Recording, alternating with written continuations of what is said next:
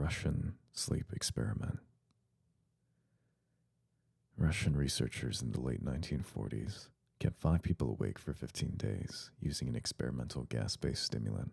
They were kept in a sealed environment to carefully monitor their oxygen intake so the gas didn't kill them, since it was toxic in high concentrations. This was before closed-circuit cameras, so they only had microphones and 5-inch thick glass porthole-sized windows into the chamber to monitor them. The chamber was stocked with books and cots to sleep on, but no bedding, as well as running water, a toilet, and enough dried food to last all 5 for over a month. This was before closed-circuit cameras, so they only had microphones and 5-inch thick glass porthole-sized windows into the chamber to monitor them. The chamber was stocked with books and cots to sleep on, but no bedding, as well as running water, a toilet, and enough dried food to last all 5 for over a month. The test subjects were political prisoners, deemed enemies of the state during World War II. Everything was fine for the first 5 days. The subjects hardly complained, having been promised, falsely, that they would be freed if they submitted to the test, and did not sleep for 30 days. Their conversations and activities were monitored, and it was noted that they continued to talk about increasingly traumatic incidents in their past. The general tone of their conversations took on a darker aspect after the 4-day mark. After 5 days, they start to complain about the circumstances and events that led them to where they were, and started to demonstrate severe paranoia. They stopped talking to each other and began alternately whispering into the microphones and one-way mirrored portholes. Oddly, they all seemed to think that they could win the trust of the experimenters by turning over their comrades, the other subjects in captivity with them. At first, the researchers suspected this was an effect of the gas itself. After 9 days, the first of them started screaming. He ran the length of the chamber repeatedly, yelling at the top of his lungs for 3 hours straight, at which point he continued attempting to scream, but was only able to produce occasional squeaks. The researchers postulated that he had physically torn his vocal cords.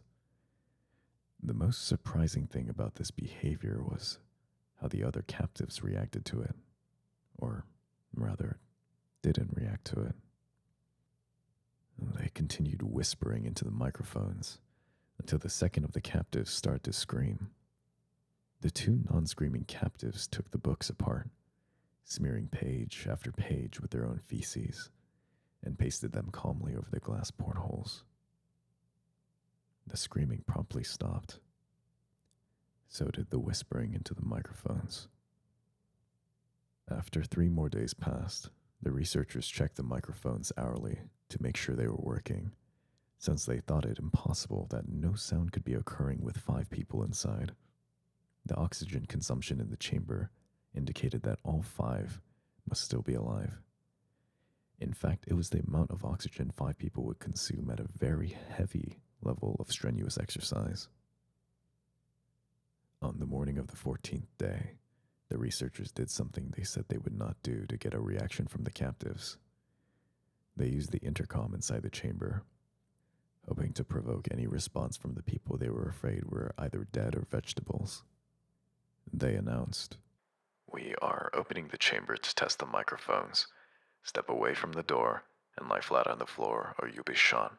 Compliance will earn one of you your immediate freedom."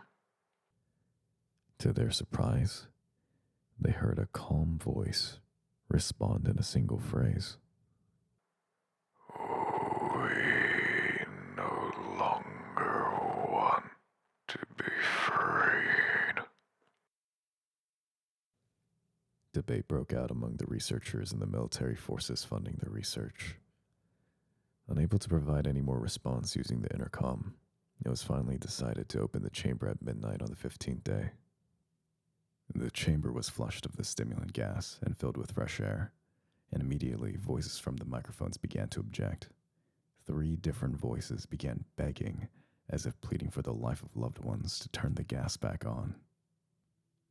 The chamber was open, and the soldiers were sent in to retrieve the test subjects.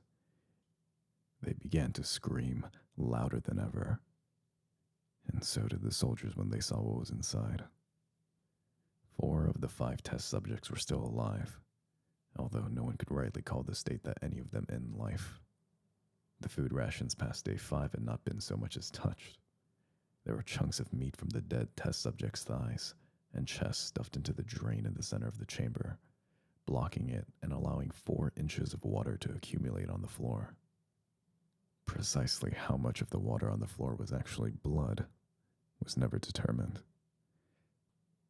All 4 surviving test subjects also had large portions of muscle and skin torn away from their bodies.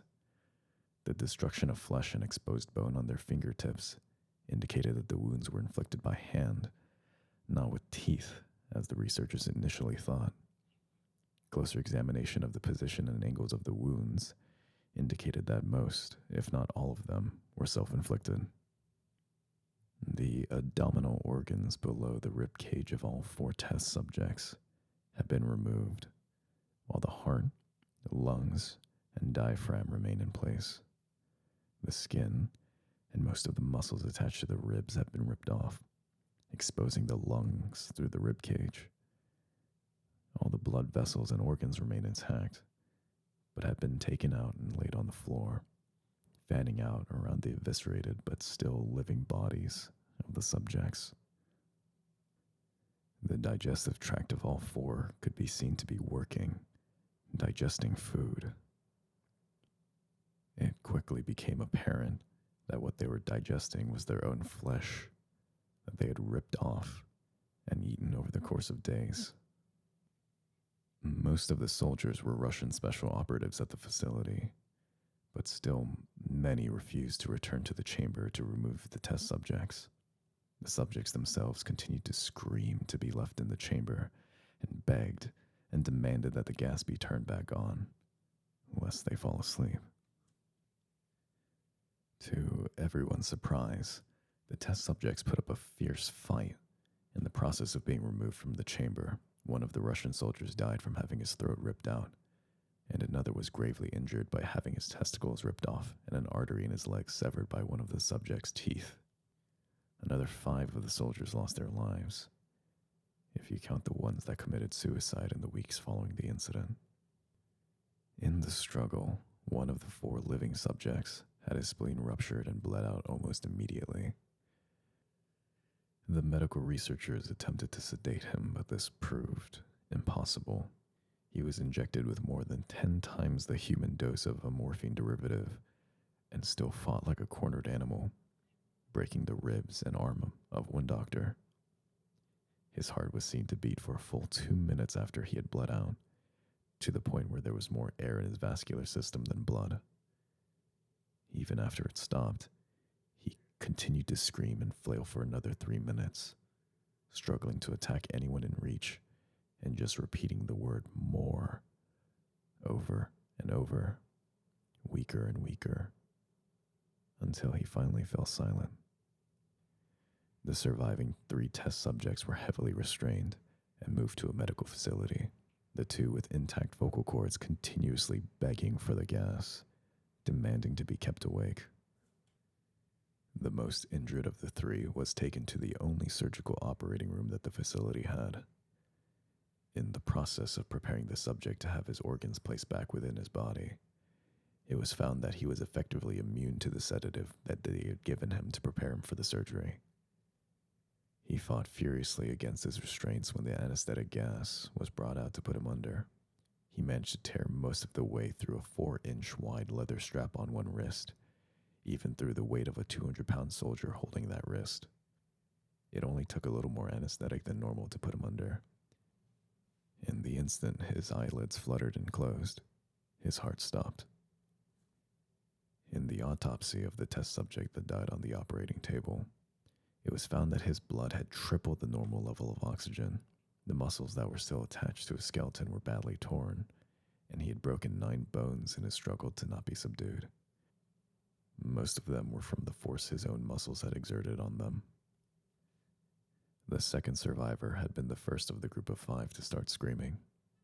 His vocal cords destroyed, he was unable to beg or object to the surgery, and he only reacted by shaking his head violently in disapproval when the anesthetic gas was brought near him.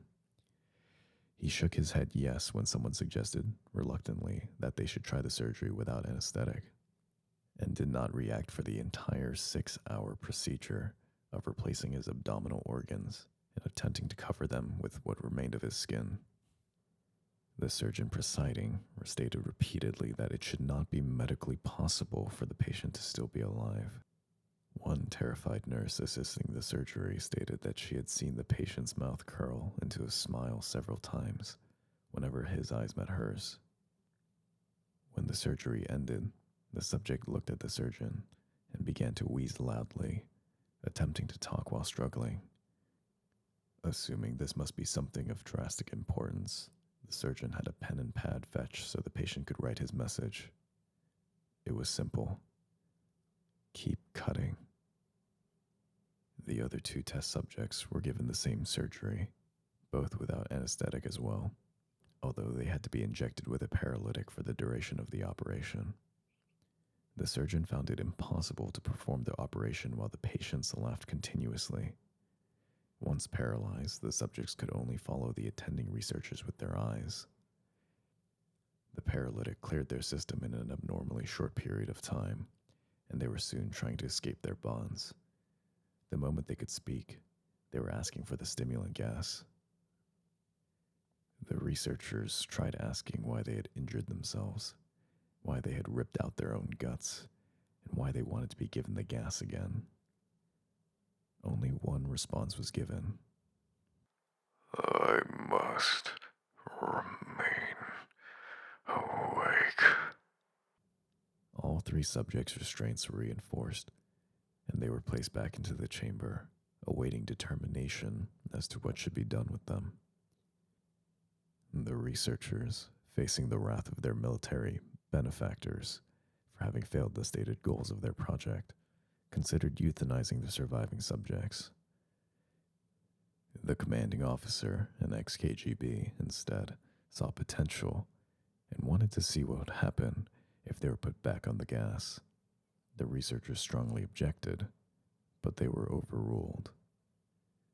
In preparation for being sealed in the chamber again, the subjects were connected to an EEG monitor and had their restraints padded for long-term confinement. To everyone's surprise, all 3 stopped struggling the moment it was let slip that they were going back on the gas. It was obvious that, at this point, all 3 were putting up a great struggle to stay awake. One of the subjects that could speak was humming loudly and continuously. The mute subject was straining his legs against the leather bonds with all his might. First left, then right, then left again for something to focus on. The remaining subject was holding his head off his pillow and blinking rapidly. Having been first to be wired to the EEG machine, most of the researchers were monitoring his brainwaves in surprise. They were normal most of the time, but sometimes flatlined inexplicably. It looked as if he were repeatedly suffering brain death before returning to normal. As they focused on paper scrolling out of the brainwave monitor, only one nurse saw the man's eyes slip shut at the same moment his head hit the pillow. His brainwaves immediately changed to that of deep sleep, then flatlined for the last time as his heart simultaneously stopped. The only remaining subject that could speak started screaming to be sealed in now. His brainwaves showed the same flat lines as the one who had just died from falling asleep. The commander gave the order to seal the chamber with both subjects inside, as well as 3 researchers. One of the named 3 immediately drew his gun and shot the commander point blank between the eyes, then turned the gun on the mute subject and blew his brains out as well. He pointed his gun at the remaining subject, still restrained to the bed, as the remaining members of the medical and research team fled the room. I won't be locked in here with these things, not with you. He screamed at the man strapped to the table. What are you? He demanded. I must know. The subject smiled. Have you forgotten so easily? the subject asked. We are you. We are the madness that lurks within you all, begging to be free at every moment in your deepest animal mind. We are what you hide from in your beds every night.